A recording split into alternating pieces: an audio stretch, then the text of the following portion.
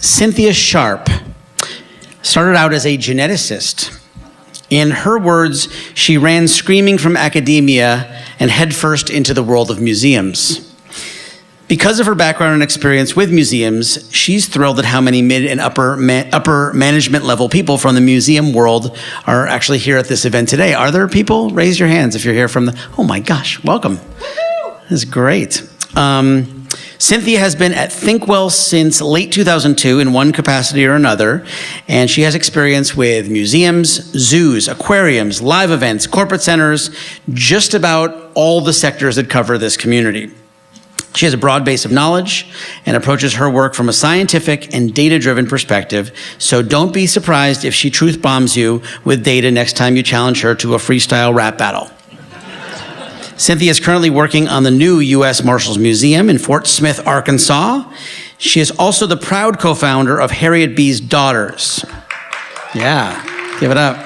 That is it. For those of you who don't know, Harriet B's Daughters is an industry group dedicated to changing the face of themed entertainment, one woman at a time. So please join me in welcoming back to SATE, Cynthia Sharpe. Thank you. So for those of you who know me, you know what you're in for. For those of you who don't, I'm a sweet, shy, demure, retiring flower, and you're in for 40 minutes of boredom. So at this year's American Alliance of Museums conference, Melissa Harris Perry was a keynote speaker, and she related that she begins her university classes by telling her students, when you are with me, your brain's not safe. That she will not brook complacency. And for the next 20 to 40 minutes, your brain's not safe. I am nowhere near as fantastically smart and badass as Ms. Harris Perry, but this is gonna be kind of uncomfortable for most everybody in the room. And if I pick on you or your company or your project, I assure you I'll make it up to you at the end of the talk. It will all be fine. But I hope, even as you rock back in your seat a little bit at some of the stuff we're gonna discuss, that you will lean into the challenge and realize that you and what you do has the capacity to affect real change in the world. Ladies and gentlemen, boys and girls, children of all ages, we say everybody is welcome in the fantastic, immersive spaces and realities that we make. What if I told you, maybe we don't need to push the boundaries quite so hard. Maybe we don't need to be spending so much time and so much energy thinking about the next big thing. What if I told you, you have already made amazing stuff, but that the stuff that you make, you are keeping people out of. You may not need to think quite so hard about how to make it better for the people you already have coming in the door or bonding with your brand or your IP. And you could instead conceivably use some pretty old school techniques, some existing technology, and yes, push the boundaries with some new technology to make the immersive realities that you've already dreamt up and built more inclusive and more equitable. Are you ready to get uncomfortable? Good. Our spaces and our immersive experiences, whether you realize it or not, exclude people. They systemically and systematically exclude people. It's baked in.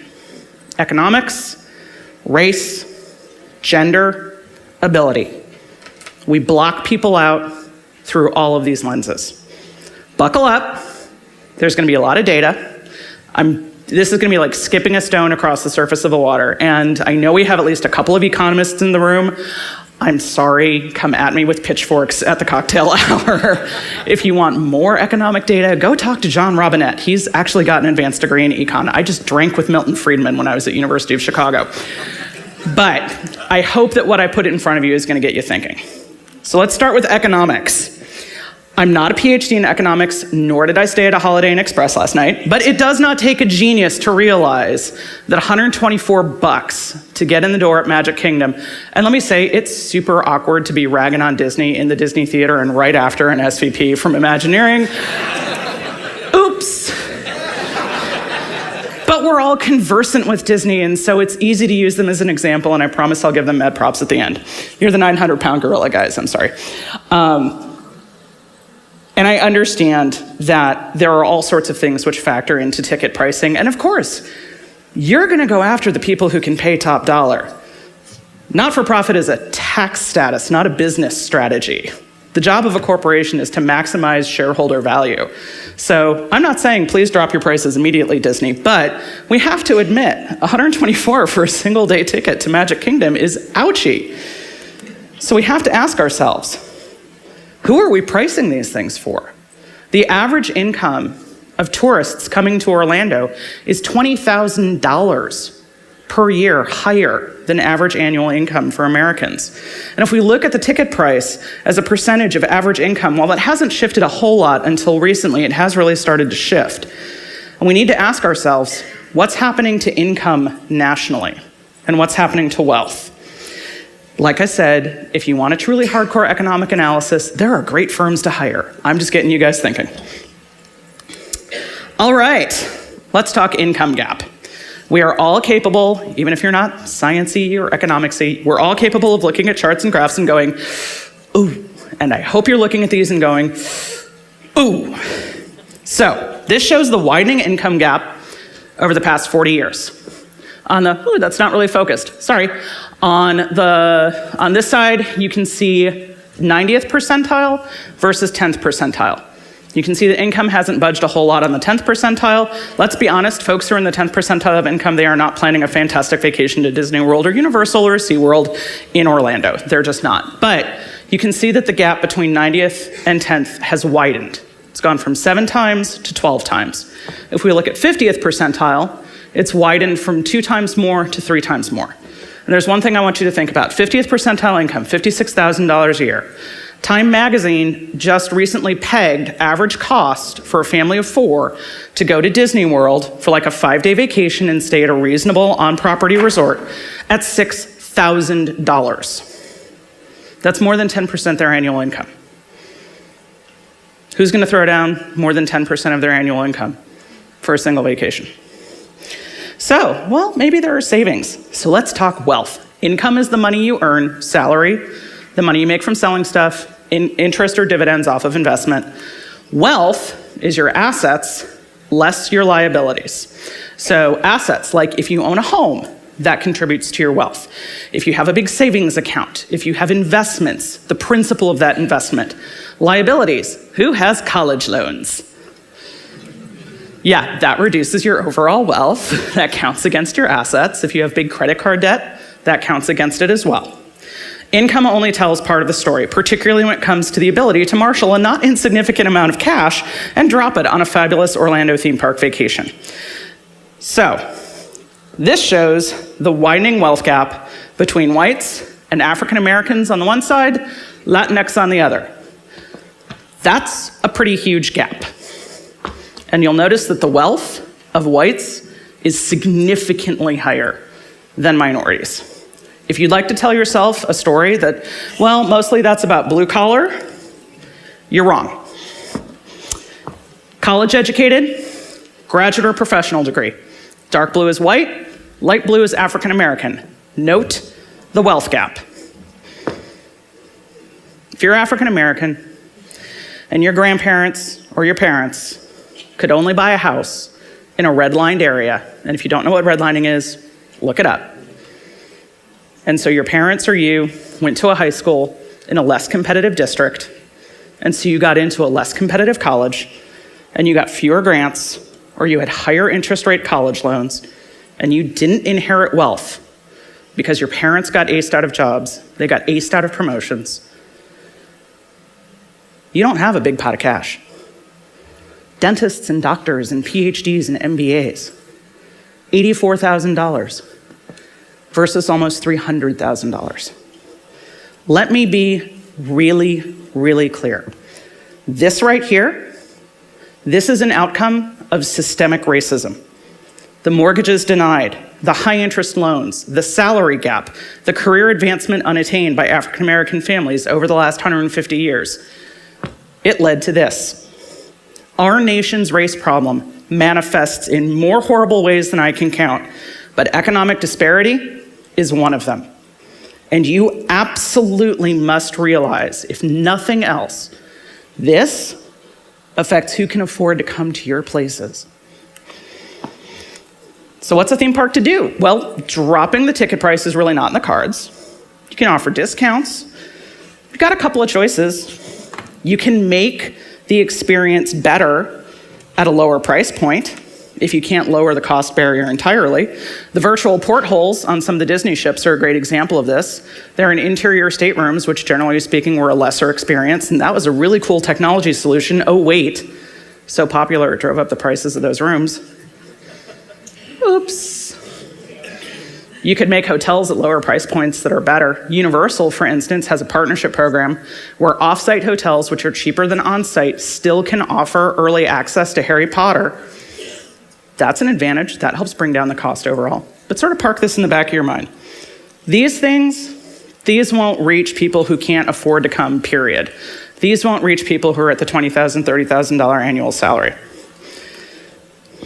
Museums. I'm a museum person.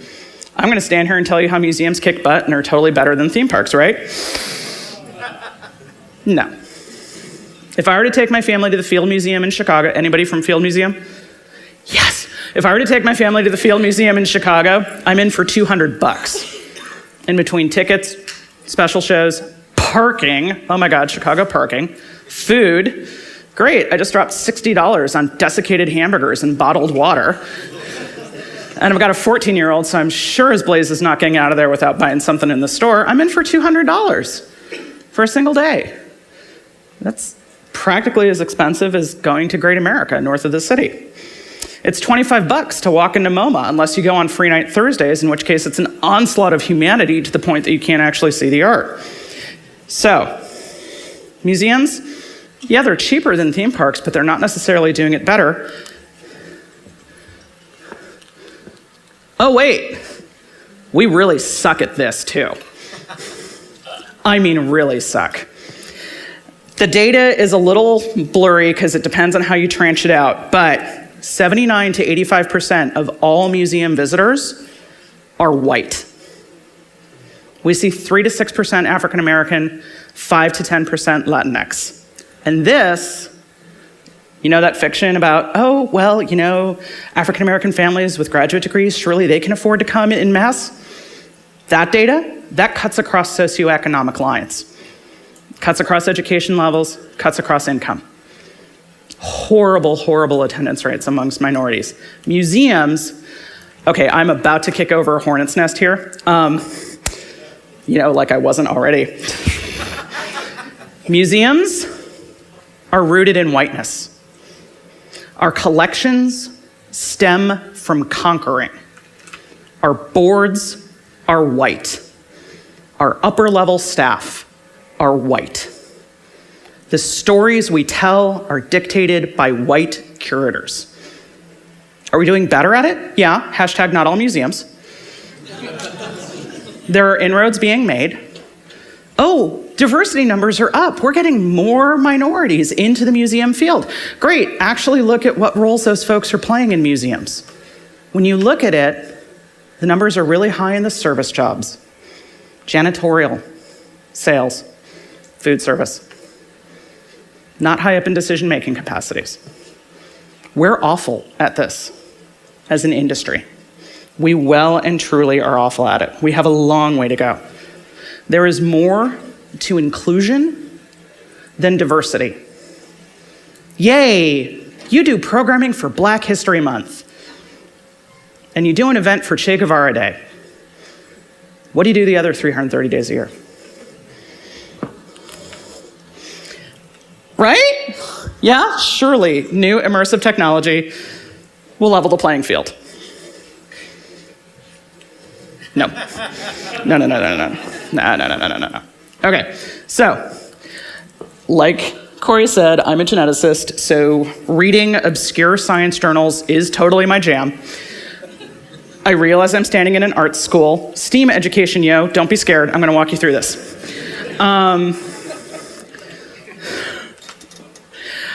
So, I am not a PhD in neuro or cognitive psych. I'm in genetics. I'm going to drastically and radically oversimplify here. And of course, I'm doing this directly after a genius about VR. Super not awkward at all.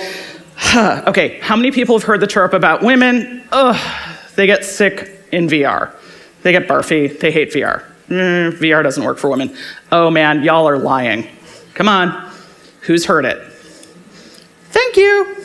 Okay. There is a reason. Everybody hold up your hand directly in front of your face.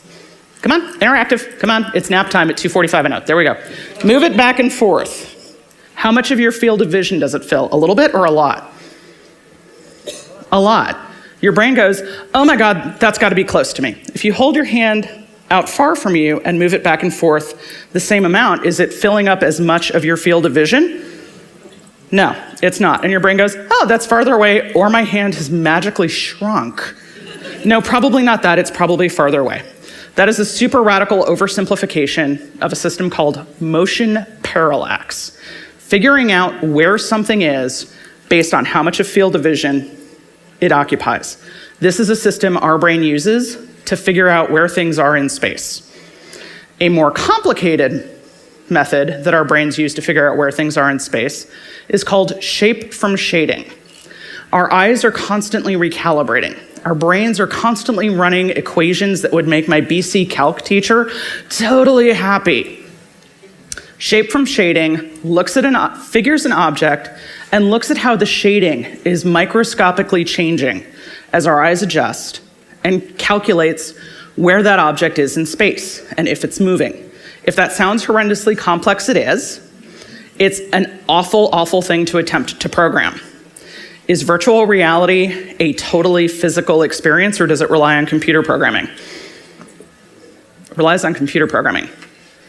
It turns out the male brain preferentially utilizes motion parallax to figure out motion in objects and where they are in space. The female brain preferentially uses shape from shading. If you're a gamer, you know one of the first things you do when you're playing a video game and it's running slow is you crank down the shadow effects. Many VR systems, it's cheaper and faster to program using motion parallax, like just make the object and change the size of it to indicate where it is and make the user think, oh, that's close, as opposed to doing some wacky shading and shadowing and all that. So guess which system many VR systems utilize? Motion parallax. If you make part of your population that doesn't preferentially utilize motion parallax, slap on a pair of goggles and attempt to see the world through motion parallax, guess what happens? Barfing! Thank you. Now, there are several other scientific theories as to why women have a tougher time with VR than men. Some of them have to do with field of vision and how the depth of the field of vision. Women, particularly as they get older, tend to get a wider field of vision than men do, and that can affect VR. There's also just some of the basic physicality of VR. Haptic suits, when you've got boobs, sometimes don't work so awesome. Also, the restraints on Manta really don't work. Just putting that out there. There are VR glasses that don't work well if you're wearing mascara, whether you're a man or a woman wearing mascara. So there are all sorts of things around technology solutions that haven't necessarily been designed with all possible users in mind. Okay, what's the answer to this? Thank you! If you watched Dr. Catherine Woodcock's SATE talk last year, if you haven't, please go online and watch it. It's on the SATE YouTube channel, it's awesome. Her talk last year, The Necessary Risk, at one point she put up these totally disheartening photos of like, you cannot go on this ride if. Including if you have a cochlear implant, like she does, even though the magnet brakes on the ride are much closer to the credit card in your wallet perched on your butt than the magnet for the cochlear implant all the way up here. We're not great at access, and we're sure as heck not great at inclusion. Okay, I said I was gonna give props to Disney. I totally give props to Disney. Short of Morgan's Wonderland, if you have a child, a family member, a friend who has cognitive differences, Walt Disney World in particular, more than any other park, does an amazing job thinking through the pain points of that visit and offering mindful, guest-centered solutions. But this is a PDF. It's a great PDF. It's like 30 some odd pages of PDF, but it's a PDF buried on the website. The reality is, if you need accommodations, whether it's because of cognitive abilities, physical needs, medical issues, you have to go get that info. The burden is on you. You have to plow through the website to find it. You have to go through the phone tree. You have to suffer through 20 minutes of hold music or more. So I've run you through a super depressing gauntlet of how we shut people out of our immersive realities, how we have made beautiful walled gardens. How do we make this better? Some things can't be ameliorated. A family that earns $20,000 a year, they're not going to Orlando. But some of it can be addressed, and wonderfully, it doesn't necessitate a whole new slew of invention. In fact, I would warrant 95% of you have the answer. You have it with you right now. When they released the theme for this year's SATE, I kicked over a table and metaphorically set things on fire. Because Beyond the Screen really pissed me off. 77% of all Americans, and that is across racial lines, 77% of all Americans have a smartphone. Thank you, Pew Research Center. They're nearly ubiquitous among younger adults, with 92% of 18 to 29-year-olds owning one. 65 and older is already at over 45%, and it's increasing by double digits. Ownership increase is especially pronounced in Americans 50 and older. 74%, in fact, of Americans 50 to 64 have a smartphone. There's also been a 12-point increase from 2015 to 2016 in smartphone ownership in households earning less than $30,000 per year. 64% of those lower income Americans now own a smartphone. And how many of us have broadband in our home? Google Fiber, cable, Guess what? Not everybody's like that. There's a significant percentage of Americans who literally the only connection they have to the internet at home is that smartphone. If you are not optimizing your experience for mobile, you're missing the boat. Not just for those Americans, but in terms of smartphone usage, you're missing the boat entirely. And even if somebody can't afford to come to your theme park, they can afford to engage with your brand on a phone. So, how many people have stayed at a deluxe resort at Walt Disney World in Florida? You can cop to it. How many of you have stayed at a value resort at Walt Disney World in Florida? How many of you remember the glorious days of the paper fast passes? Yeah, okay, paper fast pass days.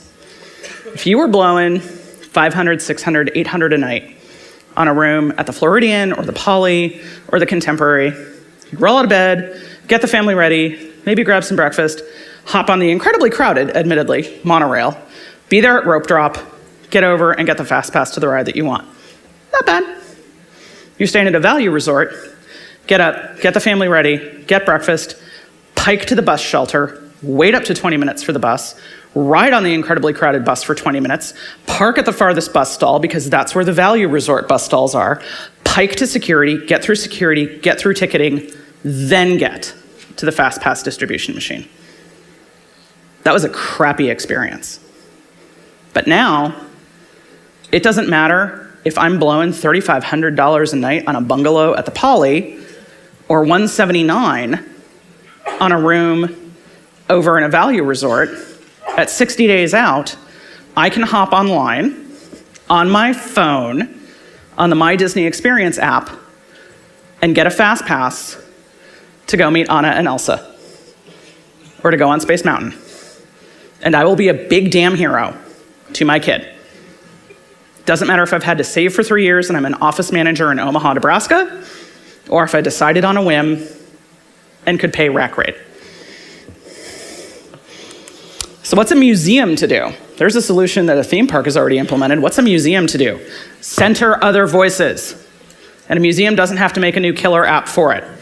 This is the Black Contemporary Art Tumblr by a woman named Kimberly Rose Drew. If you want to follow her on Twitter, her Twitter handle is Museum Mammy. Young woman, African American, as you might expect. Came out of Smith, did a couple of internships in Harlem at the Studio Museum and some other institutions, and got interested in social media because she started this Tumblr. She was not trained in media. Her undergraduate is in African American Studies and a minor in museum studies out of Smith. And then, okay, name me a big, behemoth, old school, conservative museum in New York City. The Met. The Met, who hired her as their social media manager. And so suddenly their Twitter feed, instead of being a festival of beautiful Greek urns and French impressionistic art, it's like this. 3.6 million followers on their Twitter feed are now seeing a more globally diverse and inclusive collection of art, because the Met centered the voice of a young, under the age of 30, African-American woman. There are hundreds of ways to leverage smartphones to improve accessibility and inclusion for differently abled users. From the BBC's brilliant We Are the Superhumans campaign for the Rio Paralympic Games, which obviously was optimized for YouTube viewing, they incorporated, you should go on YouTube and see this one, We Are the Superhumans, BBC, I think it was BBC4, Rio Paralympic Games. Be sure you watch the one with sign language interpretation. How many of us have watched sign language interpretation? Not the crew that does it for like rap stars. I'm not talking about those folks who get like all the hits on YouTube. I'm talking like regular old sign language interpretation. It's there. What the BBC did was costumed, integrated, scripted, incorporated into the storyline. I, as a hearing viewer, had a better experience for seeing that sign language interpreter. And somebody who had hearing challenges had the experience at all, and it was a better one than they typically would get because of that. It took nothing away from my experience as a person with reasonably decent, I'm nearing 45, it's kind of going, hearing, to have that. There's no need to hide that. The British Museum includes BSL as an option on their audio tours, which you can also download onto your phone. If you don't have one, you can borrow one. There are social stories apps. So if you've got a child with cognitive issues and they need a social story plan, you can make that. There are ways to do scanning in museums so that objects get described or labels get read for the user. The solutions are out there. There are augmented reality overlays being developed, Joe Fox,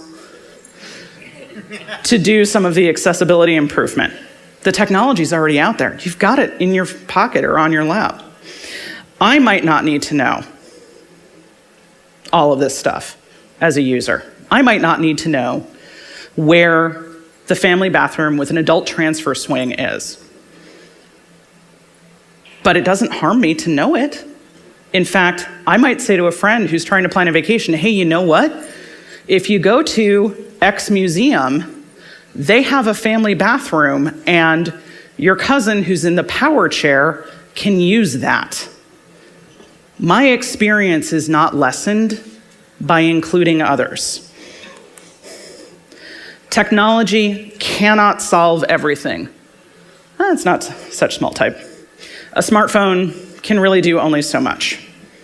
There are some things that as industries we need to do. We need to work harder at hiring an authentically inclusive workforce.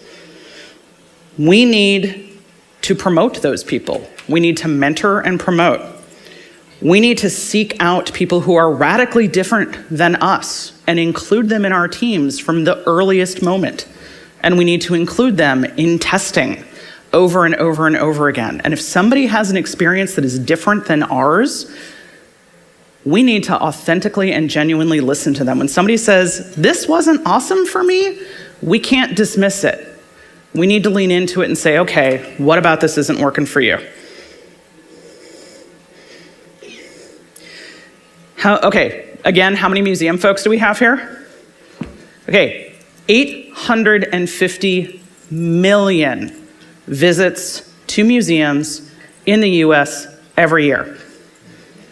Those museum folks, theme park people, those museum folks, they serve more people every year than every major sporting event combined.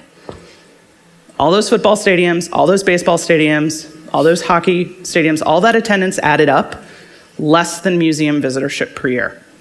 Theme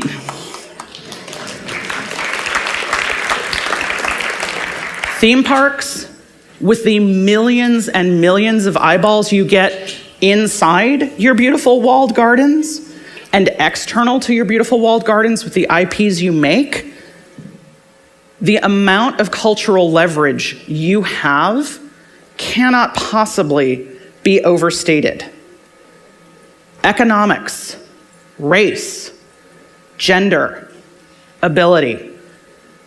If you can move the needle even just a little bit to let more people into the amazing immersive realities that you have already made, instead of acing them out, think of how profoundly you can change the conversation on a global scale.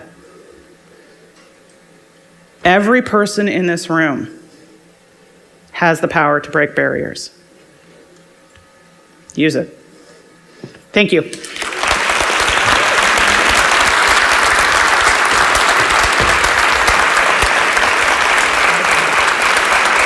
I told you there were going to be truth bombs. Okay, so we have some time for some questions. There are question fires coming around, and please raise your hands, and we will come to get you. Right here. Oh, God. Cynthia, that was great. Thanks. Mike Libby, self-loathing white guy.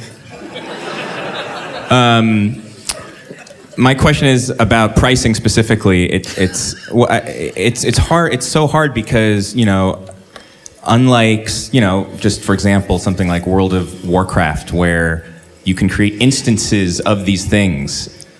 There's finite capacity in what we do, and it's just so tied into what we do that capacity is related to the price point, and if we create a luxury experience, we have to make it an upcharge just to even reduce demand, It's like they're so tied hand in hand. So what's the answer for that? Not an economist. That's a great question. Thank you also for working in Warcraft, since I'm intimately familiar with the pricing model on that. Thanks a bunch. And the capacity on it. There is no simple answer. I would challenge us as an industry to look at the ebb and flow of when people come into our spaces. Theme parks deal with it, museums deal with it, zoos and aquariums deal with it. And what we can do in terms of looking at price points, obviously there's already some of this done in terms of surge pricing or off-season pricing. Off-season pricing is still out of reach for a lot of people. Does off-season pricing need to be as high as it is? Are there things that we can do with off-season pricing or opportunities that would put it within the realm of reason? I am a data hund. There was a ton of data in this, but anecdotally, the Six Flags Great America theme park, amusement park north of Chicago, when I was in high school, gave away thousands and thousands and thousands of dollars worth of tickets to high school physics students. And it wasn't just the AP students. It was, you could be in lowest level physics class in your high school. You did not have to be the gunner who was going to get a 5 on the AP exam. And they did that very mindfully to get kids into the amusement park and thinking about it in a scientific way, but also get people into the park. And yeah, those kids bought funnel cakes. It was during regular operating hours. But generally speaking, that amusement park wasn't fully packed full of people at 10 a.m. in the morning, in the middle of the week in May, because school was still in session. And that was a way to get kids who otherwise might not have access to the park into the park.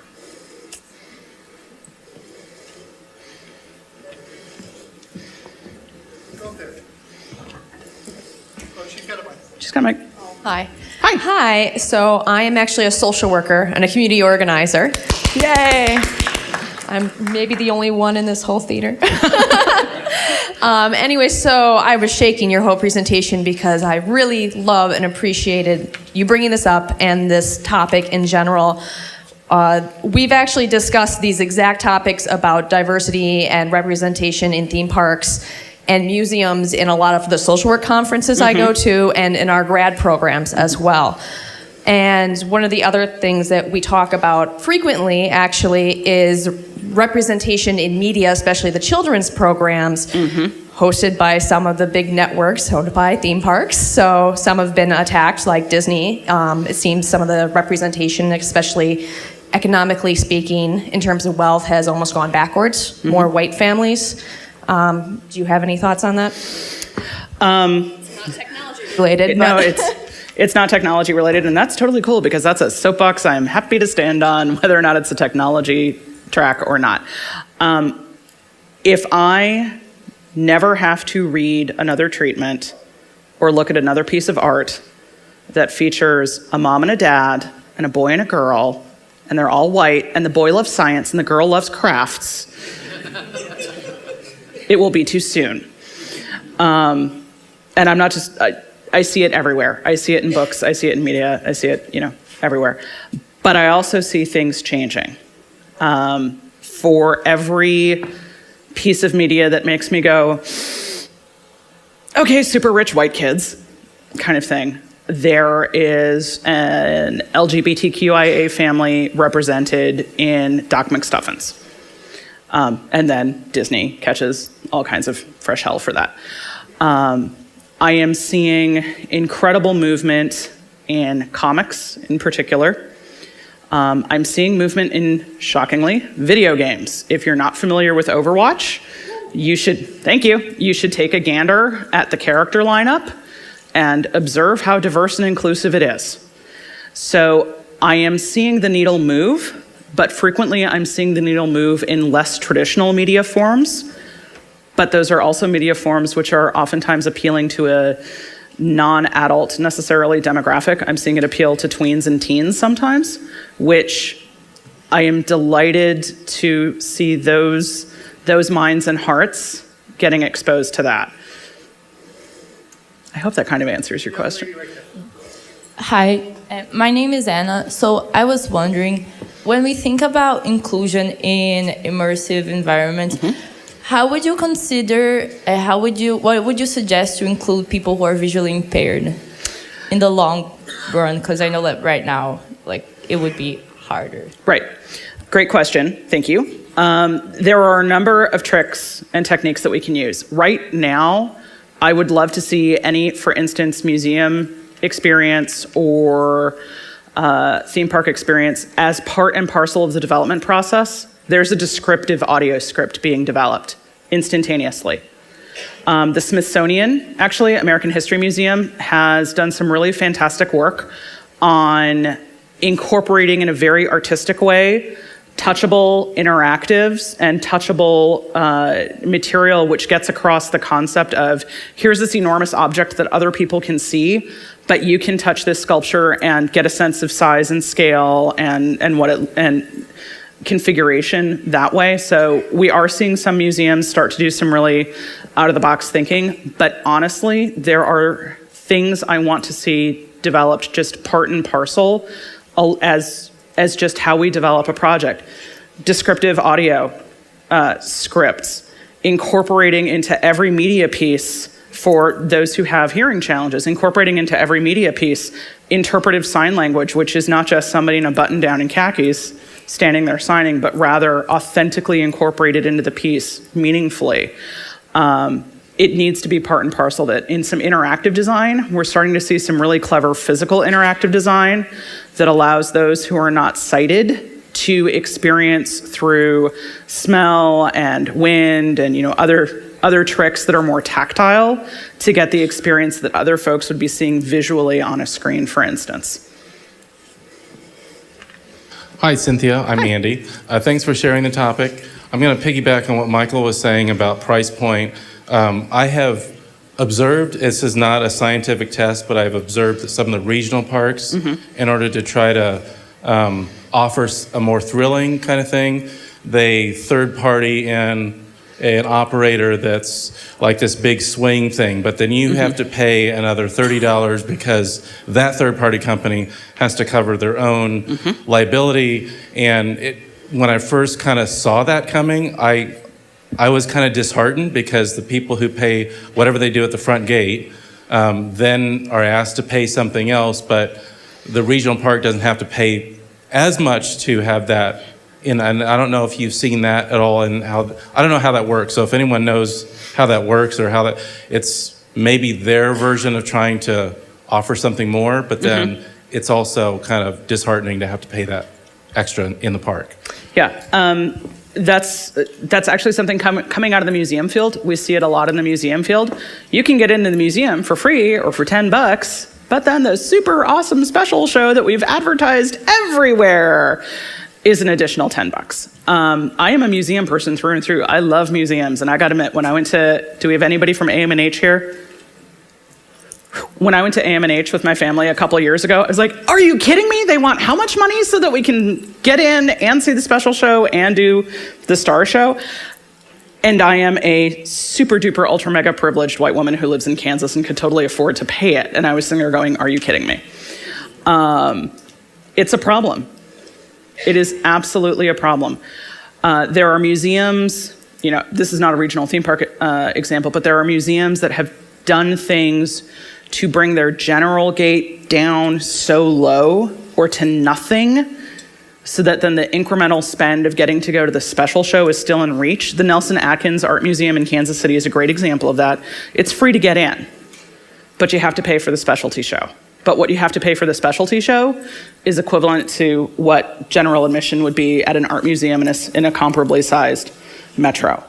When it comes to the regional parks and their pricing structure, yeah, it's disheartening. And I don't know a solution for that, particularly when they do bring in this super awesome looking thing that they market all over the place and telling your 10-year-old, I can't afford gate and the super upcharge Halloween blood spurting overlay horror show room thing. Sorry, kid.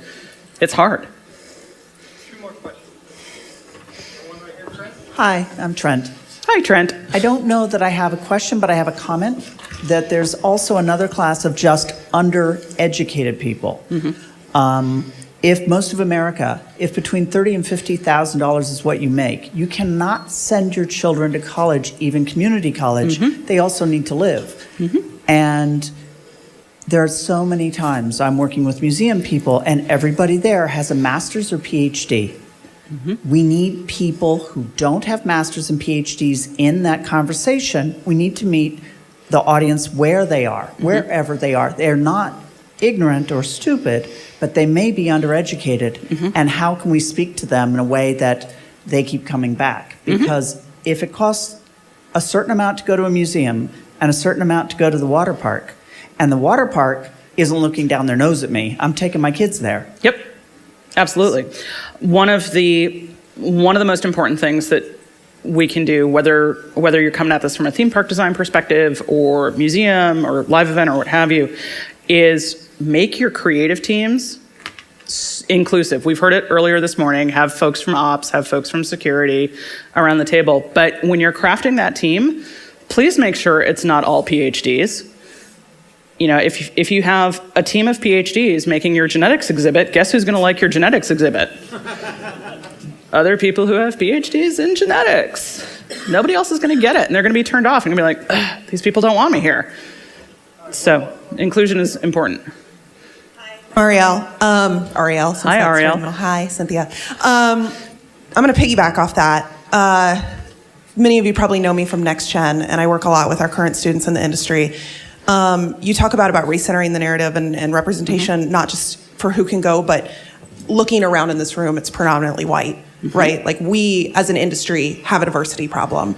And working with the next generation of students, I don't see that changing.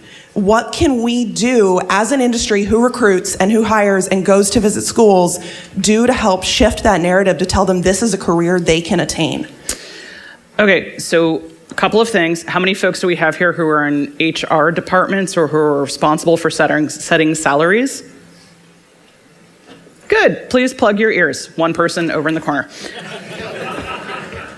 Pay your interns. Pay your interns a living wage. Pay your entry-level people a living wage. Particularly, I am a museum person, but particularly in the museum community, this thought of, but we're not for profit. What we do is so good and so important and so valuable. You should be willing to work for this minuscule amount of money. You are automatically privileging the people whose families can afford to bankroll them. And if you care to recall that wealth gap slide I had up, you are privileging rich, white, college grads. Pay your interns a living wage. Pay your entry-level people a living wage. I realize we are at CalArts. CalArts does wonderful, amazing things. I realize that there are probably a lot of CMU folks in the room. CMU does wonderful, amazing things. If you are not also purposely sending your job postings to HBCUs, you are missing out. Spelman has a museum program now. Howard University has a badass graphics and design program. And if you are not going out and recruiting beyond the bubble of what we're all used to, you're recruiting out of the same pool. And if you're continuing to not pay a living wage to those newbies who just came out of college and are burdened with enormous college debt, they're not going to be able to afford to work for you.